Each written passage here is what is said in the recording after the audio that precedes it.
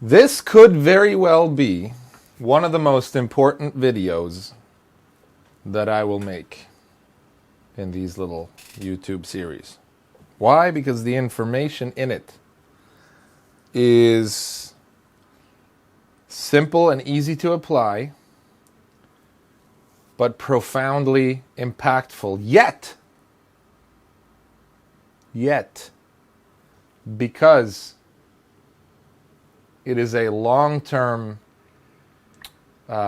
payoff, the effects of doing that may not be apparent, of doing what I'm about to say, may not be apparent immediately, and therefore cause some confusion or resistance when it comes to actually applying this in your life. What am I talking about? Giving every job everything you got. Thanks for watching. All right, subscribe, like, share, please. Do it now. I'll give it a second, and then we'll keep going. Thank you. It's a very easy thing. I learned this a long time ago when I was in a different kind of life and time, in a very interesting situation, having to do with let's not get into that. A higher-up once told me, when I was complaining about a procedure that my team, before I was in the film industry, had to go do, and we were trained for a certain level of procedures, and what we were told to do was, in our opinion, beneath us. And it has nothing to do with acting, but has everything to do with acting and with producing and with everything you do in life. And he said, he got really angry when I complained a little bit. Why are we doing this? And I don't remember the exact words, but it was, everybody got kind of punished. And he said, what makes us what we are is that we bring the same level of commitment, quality, and professionalism to every single procedure that we do. And here's why that matters. Okay, there's legacy in those situations, but let's now move on from this weird cryptic talk to practical. Film industry, acting, filmmaking, cinematography, editing, writing, whatever it is that you do. We've all gotten those jobs. It's a student film. The producer doesn't know what they're doing. The director's terrible, in our opinion. The script is bad. The pay is low or non-existent. It goes on for too many days. Call time is, unreasonable. It's way over time. Whatever. Scheduling's all whack. We all want to say, screw it at some point. This is ridiculous. What am I doing this for? Well, here's an example. I shot TV commercials for a network of fast food restaurants. Not a huge chain, but a chain that's present in the South, across a couple of states. And we did not have the budget that I would have wanted to have. But from this mentality, even though the company, the owners were less than pleasant to work with. The ideas they had were less than good, in my opinion. It was a bit of a struggle to get good budget. It was a bit of a struggle. We didn't get good budget. We were told certain things. The timeline was too tight. It was all the things that you don't want and you sort of have to deal with.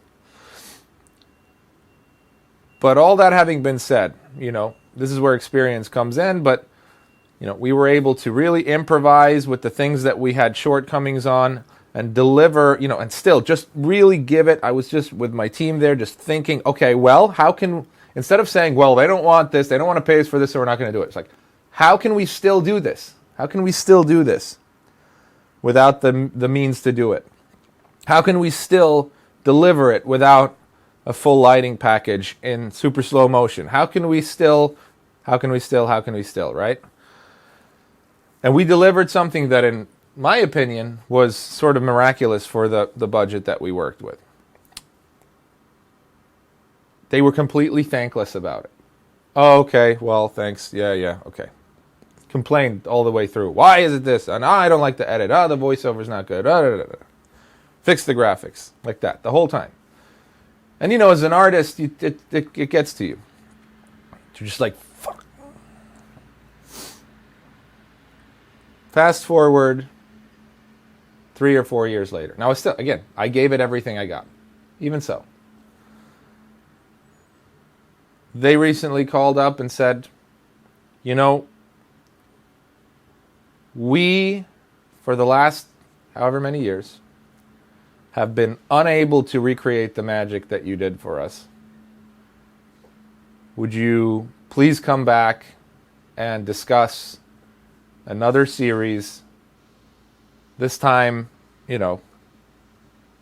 under slightly different circumstances? The voice is different. It wasn't apologetic. It was just, hey, essentially admitting, look, we've been trying to do things cheap. We've been trying to do things, cut you out, this and that, and you were hard asses, and we didn't like that, and blah blah blah. But they sort of realized, no, we just had the best. We just wanted to do what was best for the company, for their image. And sometimes people have this sense like, oh, no video, they're just going to try and gouge you. They don't understand what it takes to make good video, good film. So whenever you talk about budget, they think like, oh, you're just going to take more money.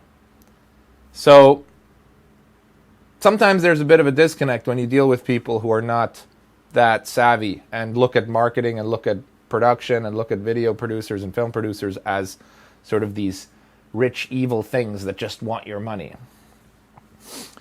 Ultimately, it's for the benefit of their company, right? So what's my point? My point is jobs, good jobs, big jobs, don't always come around as often as we'd want them to. And you never know who's going to be where down the line. So as an actor, if you're on a film student's film set, and this is not the only time this has happened to me, by the way, and this is why I'm saying it. This happened so many times. That real, interesting, good, big opportunities almost exclusively seem to come from situations like this. Where you did something, you didn't think it was great, but you gave it everything you had, and you walked away, and then, hot damn, 4 years later, you get an email or you get a phone call. This could happen to you as an actor. How do you know that scrappy short film you were on when you were new in LA and this crazy-haired, director fresh out of film school asked you if you could run around, with cat makeup on for his black and white avant-garde film? How do you know that person, isn't going to end up being, Aaron Sorkin, and he's going to put you in Molly's game when he's a huge star, huge writer-director? You just don't know. So give it everything you got. That's networking at its finest, because there's another video where I talk about it's not about who you know, it's about who knows you. when people are the most professional people on set, they're always remembered. Be the star of your set. Okay, that's the biggest takeaway. Be the star of your set. Whether you're a production assistant, a cinematographer, an extra, well, don't try to outperform. Just be professional. Be the best at your job. Be courteous, professional, respectful, and do your best possible job, and you will be remembered as that. And somebody at some point is going to call you back, and things will start building for you in that sense. So I hope that helps. I'm saying this because, I just see the opposite happen too much. There's this opposite mentality, and I actually know a producer who does this, and I can't stand it. And you know what? On the surface, it looks like he's doing well, but I actually know what's going on behind the scenes, and it's not going well, right? And I think it has to do with this. There's this idea, this sense of false scarcity that you want to put out there. Like, I'm too busy. I'm so busy. I'm a big actor. I'm a big director, producer. Like, I ain't got time for that. Now, okay, am I going to shoot something for you for $500, like, by myself? That doesn't make sense. I would never, I just don't do that anymore. But I'm not too busy for somebody who has a legit inquiry, and I'm going to answer you. But if you are an actor who's operating at a certain level, and you get an inquiry from an independent director, but in your mind you want to be like on, big, huge movies or big TV shows, and it takes you 3 days to respond to that email, you're just simply not going to get that job. So don't have this sense of false scarcity where you're like, oh, yeah, I don't answer for at least 2 days because, I'm busy and I'm worth something. The most professional people I've worked with at any level fire an email back within like an hour, And I'm guilty of this sometimes too, but literally I just don't get to it. I have so many emails coming in, and I'm learning and I'm clearing my inbox every day.